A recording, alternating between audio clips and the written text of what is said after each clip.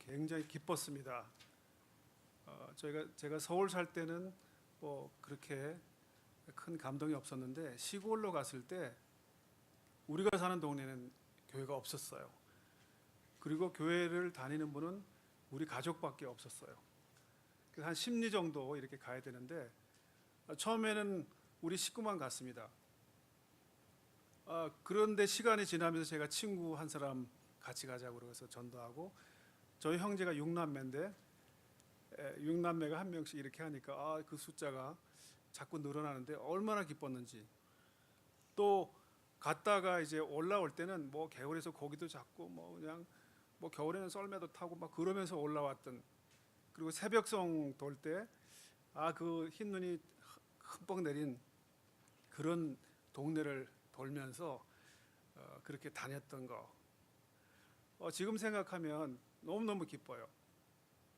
그리고 저희 집에서 이제 개척교회가 시작이 돼서 그렇게 했던 기억들이 저는 너무 감사하고 제 일생에 가장 잊지 못할 추억거리라고 생각합니다. 근데 지금 돌아보면 그런 감격이 하나도 없어요. 뭐 이렇게 전도할 사람도 없고 뭐 이렇게 전도하기도 어렵고 굉장히 힘든 그런 환경 속에 제가 있는 것을 느끼게 됐습니다. 오늘 사도 바울은 때를 얻든지 못 얻든지 말씀 전파에 힘쓰라 그렇게 권면하셨어요. 참 말씀 전파라는 것은 굉장히 귀중한 일이라고 저는 생각합니다. 그래서 천사도 흠모한다 그랬어요. 근데 우리는 할 수 있어요. 사도 바울도 했듯이 저도 할 수 있고 여러분도 할 수 있어요. 이 귀한 일을 사도 바울이 우리로 하여금 다시 생각나게 하십니다. 그런데 전도의 중요성이나 필요성에 대해서 반대한 사람은 아무도 없습니다. 그것을 해야 한다고 하면 다 박수칩니다. 그런데 전도하러 갑시다. 그럼 대충 다 빠집니다. 슬픈 일은 큰 교회 목사님들은 전도는 아예 생각조차도 안 해요. 부목사님이나 시키고 전도 폭발이나 시켜서 그냥 갔다 오라고 그러고 그러지, 정말 한 영혼을 주님 앞으로 이끌어오기 위해서 정말 다른 걸 다 포기하고 그것이 나의 사명의 제1순위다라고 생각하는 분이 몇 분이나 있을까? 저는 그런 생각을 해봅니다. 전도, 설교 누구나 다 할 수 없습니다.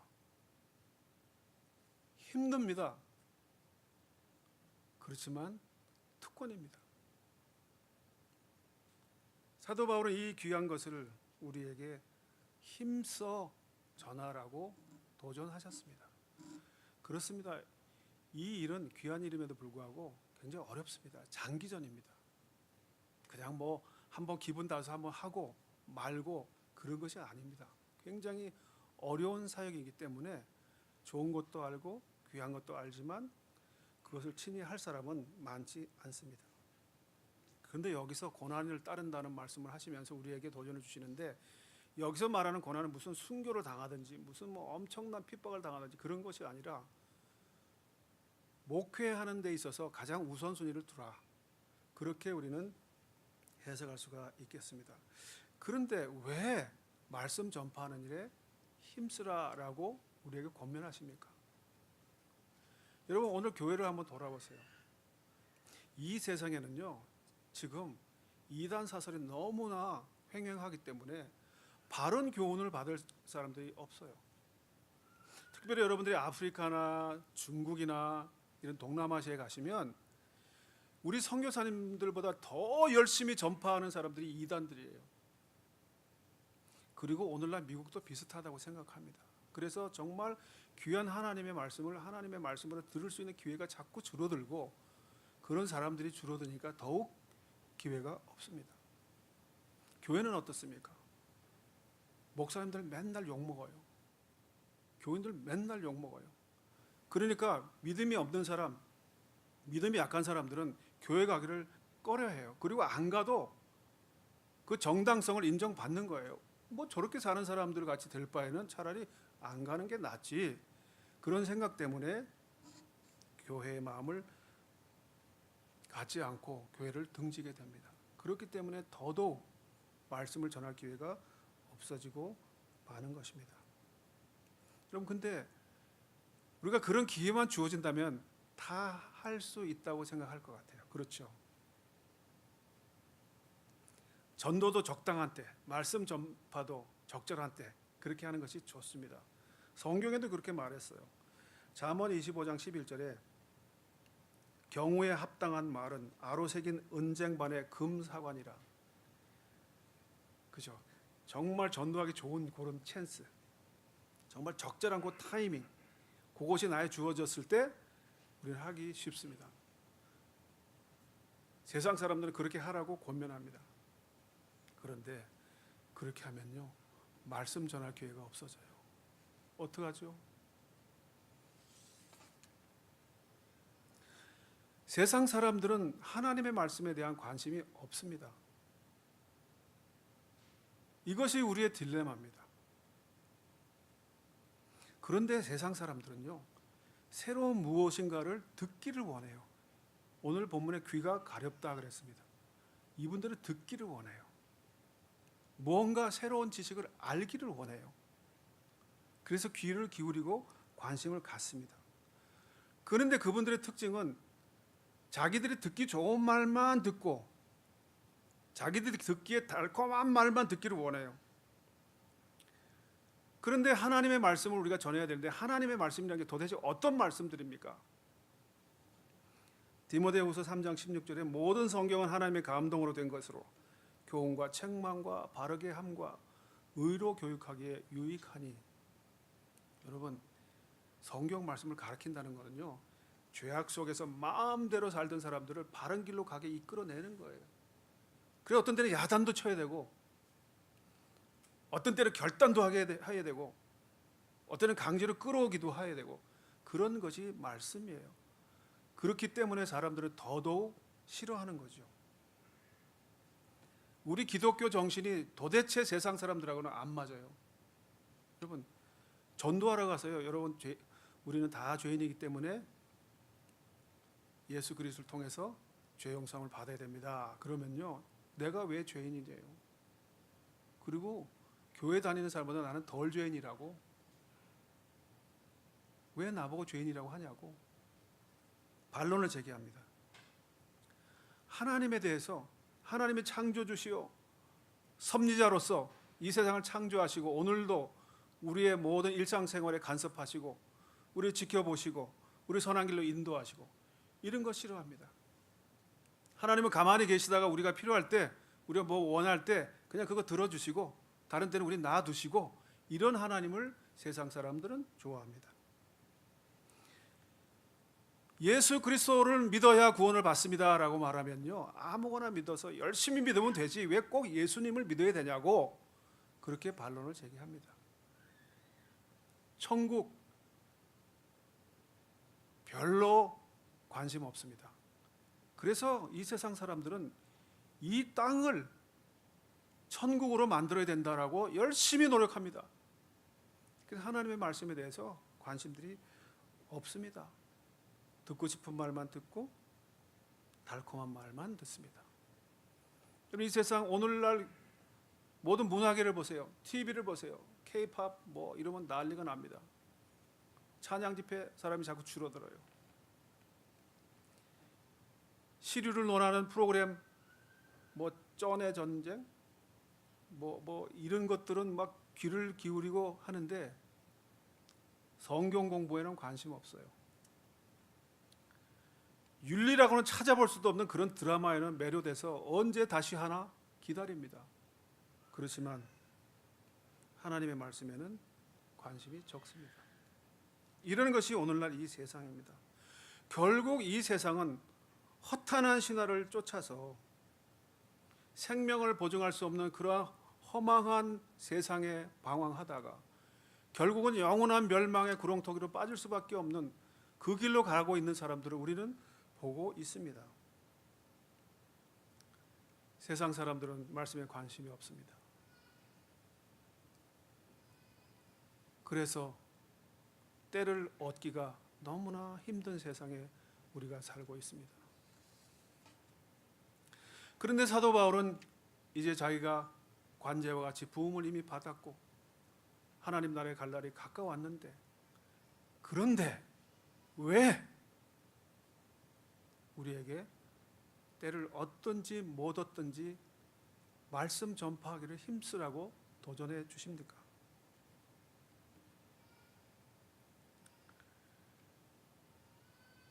여러분, 제가 몇몇 교수님들한테 물어봤어요. 교수님, 만약에 딱 한 가지 소원을 들어준다면 어떤 소원을 말씀하시겠습니까? 만약에 내가 우리 후손에게 마지막으로 한마디 할 수 있다면, 그러니까 대부분의 말씀은 신앙생활을 잘해라라고 말하고 싶다고 그러셨어요. 그리고 세상적인 성공보다는 하나님 안에서의 성공, 신앙적인 성공을 했으면 좋겠다, 그런 소원을 말하고 싶다고 그러셨습니다. 그렇습니다. 우리 대부분은 정말 신앙생활 잘하기를 원하는 그런 마음이 우리 가슴 속에 있습니다. 저도 제가 세상 떠나고 나면 제 장례식 때 우리 조가를 하나 좀 누가 불러줬으면 좋겠는데, 무슨 조가를 부탁할까 하다가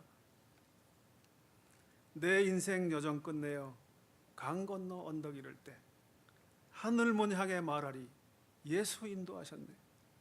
저는 그 찬송을 우리 아이들이 불러줬으면 좋겠어요. 여러분, 사도 바울도 마찬가지예요. 자기 이제 세상 떠날 날이 가까웠어요. 하나님 앞에 갈 날이 가까웠어요. 그래서 사랑하는 디모데, 사랑하는 목회자, 사랑하는 성도를 보면서, 여러분, 나는 관제와 같이 이미 부어져서 마지막을 향해 가고 있습니다. 내 인생 마지막으로 여러분들이 한마디 하고 싶은 것은 말씀을 힘써서 전하십시오. 그런데 세상은 말씀을 듣기 싫어합니다. 그렇기 때문에 적절한 때가 오지 않을 겁니다. 그리고 그 말씀 전하는 것이 힘들고 지치고 맥 빠지고 안 해도 되는 많은 변명거리가 있지만, 그럼에도 불구하고 말씀을 전하십시오 라고 권면하고 있습니다. 여러분, 왜 이렇게 권면하고 있습니까? 왜 자기가 마지막 한마디 할 수 있는 그것을 이렇게 말씀 전하는 것에 힘쓰라고 말하고 있습니까?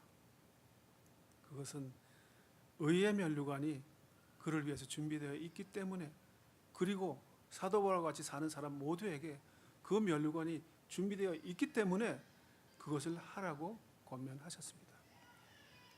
여러분, 우리 한번 그림 그려보자고요. 나 천국에 갈 겁니다. 믿습니까? 예, 이렇게 소리가 작아요. 우리 천국에 다 갈 거예요. 천국에 갔는데 이거 하나 쓰면 좋아요, 안 좋아요? 좋죠. 근데 요한계시록 보면 면류관 가지고 주 앞에 드리세요. 벗어서 하나님 앞에 드린다는 게 있어요. 우리가 그거 뭐 영원토록 그거 무거운 거 쓰고 있을 필요 없잖아요. 하나님 드리는 게 낫지. 그렇지만 그런 면류관, 그 감사, 그 감격, 정말 하나님의 일에 내가 조금만 것이라도 동참했다는 그 감격을 우리에게 주시기 위해서 함께 동참하자고 권면하신 겁니다. 여러분, 말씀을 전할 수 있는 적절한 시간은 없습니다. 결코 없습니다. 그렇기 때문에 우리가 때를 만나든지 못 만나든지 열심히 전해야 합니다. 종말은 점점 다가오고 있습니다. 세상 사람들은 말씀에 관심이 없습니다. 그것을 보는 우리는 지치고 있습니다. 하지 않을 이유도 많이 있습니다. 사도 바울을 우리가 생각하면서 저는 여러분들이 임동선 목사님 한번 생각하기를 권합니다. 임동선 목사님 2016년 9월 초 중남미 선교 여행을 떠나시는데 하필 그날 LA 공항에서 총격전이 벌어졌다고 난리법석이 나서 그냥 길에서 서너 시간을 계셨어요. 그러다가 비행기를 또 중간에 놓치셔가지고 또 삥삥 돌아서 고생하시며 갔어요.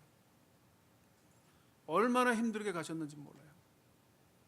거기서 병을 얻으셔서 돌아오셔서 2주 만에 돌아가셨어요. 돌아오실 때는 너무 힘이 들어서 정말 지쳐있는 모습을 제가 봤습니다. 그런데 그분의 삶을 돌아보면요, 뭐 제가 일일이 다 나누기가 시간이 모자랄 만큼 굉장히 많은 사역을 하셨어요. 서울신학교를 졸업하시고 여주 성결교회를 개척하시고 동네 온천장 교회에서 심우하시면서 저희 부모님 중매도 하시고 공군에 입대하셔서 최초의 공군 군정감도 역임하시고 동양선교회를 설립하시고 세계복음선교회를 선교연합회를 설립하시고 헐리우드볼 부활절 연합예배를 최초로 인도하시고 월드미션 대학교를 설립하시고 러시아가 민주화된 다음 최초로 부활절 연합예배를 인도하시고 제2차 세계 한인 선교 대회 대회장을 맡으시고 이 외에 너무나 많은 일을 하셨습니다. 아프리카, 유럽, 호주, 동남아시아, 남미, 중남미 안 가신 곳이 없을 만큼 너무나 많은 곳을 다니셨습니다. 가시면 교인이 5사람이든 10사람이든 힘을 쏟아서 말씀을 전하고 그 선교지에 있는 한 사람 한 사람을 손을 붙잡고 그 선교사님들을 다 격려하고 추울 때 가시면 그냥 자기가 입고 가던 내복도 벗어주시고 좀 새 걸로 주시지. 또 가실 때는 자기가 가지고 계시던 괜찮은 옷들 꼬깃꼬깃 가방에 채워서 다 갖다 주시고 그냥 주머니에 꼽을 쳐놓은 거 다 꺼내가지고 이렇게 손에 쥐어주시고 그리고 또 오실 때는 그냥 안 오시고 또 가서 보내준다고 약속하고 오시고 그래서 여기 오셔가지고 그거 메꾸느라고 고생하시는 걸 제가 보면서 저 목사님께 그랬어요. 목사님 좀 대충 하세요. 대충 정도껏 하세요. 다 풀어놓을 때 목사님 요거 요 언제 무슨 일이 닥칠지 모르니까 좀 이렇게 좀 세이브 해놓으세요. 대답을 안 하세요. 말 같지가 않다는 거죠. 쿠바에 가셔서는 침내주다가 경찰한테 쫓겨가지고 도망가셨어요. 중국에서는요 공안원한테 체포돼가지고 철제 의자에 7시간 앉아 계셨어요. 베트남 가서도 도망가셨어요. 복음 전하다가. 근데 그게 그렇게 좋으시대요. 우리 월드미션 대학의 초대 총장님이시고 학교에 강의하시고 사례비 한 푼도 안 받으시고 7순, 8순, 9순 사모님 모든 경조사 사모님 돌아가셨을 때 조의금 들어오는 거 다 우리 학교로 후원금으로 주셨습니다. 그래서 그분이 우리 학교에 주신 것이 한 55만 불 되는데 제가 잘 모아놨어요. 왜냐하면 임동선 목사님이 훌륭한 분입니다. 아무리 떠들어봐야 무슨 소용이 있어요. 그래서 55만 불이 있습니다. 그러면 그렇게 있어? 이런다고요. 그분이 세상 떠나시면서 생명보험도 학교에 주셨어요. 그분은 아낌없이 우리 학교에 주시고 선교사님들한테 주시고 다 주셨어요. 남겨놓은 거 하나도 없어요. 그러면서 그분은 그렇게 말씀하셨어요. 임 목사, 선교여행 한번 더 가고 싶어. 그래서 그 뒷감당 하느라고 죽을 뻔한 사람이 우리 김대성 목사님이에요. 저분은 무슨 죄가 있다고 그거 다 따라다니면서 뒷바라지 하다가 얼마나 고생하셨는지 몰라요. 임 목사님은 기회만 있으면 말씀 전하고 싶어 하시고, 기회만 있으면 주의 선한 일을 위해서 헌신하시기를 원하시고, 그리고 모든 우리 동료들에게, 우리 월드미션 학생들에게 때를 얻든지 못 얻든지 말씀 전하기를 힘쓰십시오 라고 오늘 말씀하시는 것 같습니다. 여러분, 월드미션 대학에 왜 오셨어요? 졸업장 따러 오셨어요? 유능한 음악가 되려고 오셨어요? 위대한 설교자 되려고 오셨어요?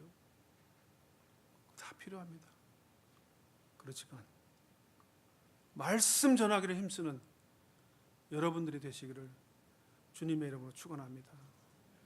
기도하시겠습니다. 하나님, 임동선 목사님 우리에게 말씀 전하는 것이 얼마나 소중하고 아름다운 것인지 본을 보여주셨습니다. 그분의 삶의 발자취를 우리가 되새기며 그의 본을 받을 수 있는 저희들 되게 도와주시옵소서. 세상은 험악하고 하나님 나라에 대한 소망이 없기 때문에 하나님 말씀 듣는 것에 관심도 없지만, 사도 바울이 권면했듯이 하나님, 우리가 말씀 전하는 일에 최선을 다할 수 있도록 인도해 주시옵소서. 예수님께서 마지막 유언으로 온 천하에 다니며 말씀을 전하라 말씀하신 것과 같이 하나님, 말씀 전파하기에 힘쓰는 우리 월드미션 대학교 될 수 있도록 인도하여 주시옵소서. 예수님의 이름으로 기도하옵나이다.